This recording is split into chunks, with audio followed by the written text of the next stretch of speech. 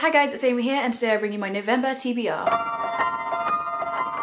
October's TBR went really well. I read pretty much all of the books that I said I was going to, so I'm hoping the same is going to be for this month. So let's jump into the books and I'll show you what I plan to read in November. Also, completely forgot to mention, we're not in the usual space, as you may have noticed. This is my living room. I'm hoping to find somewhere in my house that is kind of naturally lit quite well in the daytime, just because my bedroom is so bad, it's really dark, and so I'm hoping this will be a good spot. We shall see. So on to the books. The first two I'm going to mention I actually showed in my recent book haul, so I'm not going to speak too much about them because you've already seen them recently. And the first one is The Boxer by Reinhard Kleist. This is a graphic memoir about a man who was a prisoner in a concentration camp during World War II, and he was forced into boxing matches against his fellow prisoners. So this one sounds like it's going to be completely up my street, so I will let you know. And the second one that I showed in that book haul was The Dollmaker of Krakow by R.M. Romero. This again is another World War II book, you guys know me. The reason I asked for this one from the publishers was because this one is actually age 10 plus, so kind of like middle grade, the lower end of YA, and I haven't read a lot of stuff like that set in World War II, so I'm interested to see how it compares to kind of the adult stuff that I've read and to see if it kind of throws a different perspective on the whole thing, so excited. Now for a couple of books that I'm going to be reading with other people. The first one I have here is Hickory, Dickory, Dock by Agatha Christie. Now Tasha, my friend in America that I do buddy reads with, isn't actually aware that this is the book that we're going to be reading. I have kind of taken it upon myself to choose it for us. We were planning on reading an Agatha Christie, but I have just like selected one because I was filming this video, haven't had a chance to speak to her, so hopefully she has this one at her local library or she has this one already and she'll be able to read it along with me. If not, it's going to be a buddy read by myself.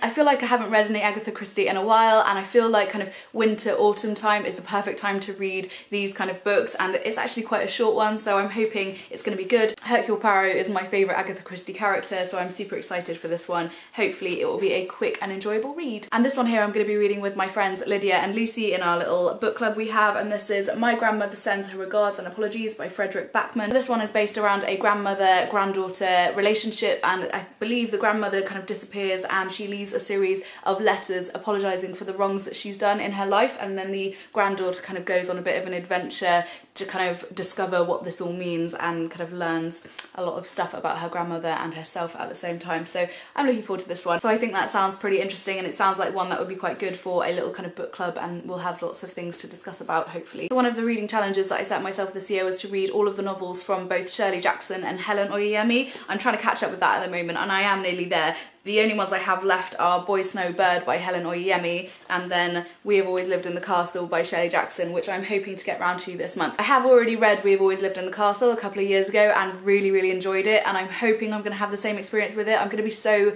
disappointed if I end up not liking it, or that it just has like a different feel to it. I do have a feeling that I will love it again because it was so good when I read it the first time, and I feel like I've kind of forgotten it enough to kind of feel like I've got like fresh eyes going into it, so hopefully I will enjoy it. And then I believe I have read all of the novels from both of these authors. I do have a short story collection, What Is Yours Is Not Yours or something like that, from Helen Oyeyemi left on my shelf, which I may read in December, but I might just kind of go with whatever I want to read in December rather than kind of having a really strict TBR. We'll have to see what happens. So the non-fiction book that I hope to read in November, and I am aware that it is non-fiction November, so I feel like I should be reading more, but I kind of want to stick to my goals that I've been doing this year, so I will hopefully read this one here, and it is Changing My Mind, Occasional Essays by Zadie Smith. I also mentioned this one in my recent book haul, so I won't speak too much about it here. The back actually didn't really give much of an idea of what the kind of book entailed anyway, so I'm thinking as it is a collection of essays, it's going to kind of cover a lot of subjects, so we'll have to see. I will definitely let you know what I think of it once I get round to it. And the last two books I have here are kind of just general fiction. The first one I have is Blindness by Jose Saramago. Earlier this year in a video I mentioned that I really like kind of apocalyptic and dystopian type books, and loads of you recommended this one to me, so I'm glad to be finally getting around to this one. I believe the premise of it is that everyone on the planet goes blind, and it's the kind of deterioration of everything and kind of the social classes and kind of people, and everything just goes very wrong because obviously everyone can't see. I think what made you guys recommend this one to me was because I said that I really enjoyed The Day of the Triffids by John Wyndham, which has like a similar storyline, I think, but there's just a load of plants that are killing people. And so I'll definitely let you know in my wrap up at the end of November how I feel about this one. The final book I have to show you is one that I'm really hoping is going to give me the like warm, fuzzy, nostalgic, happy feelings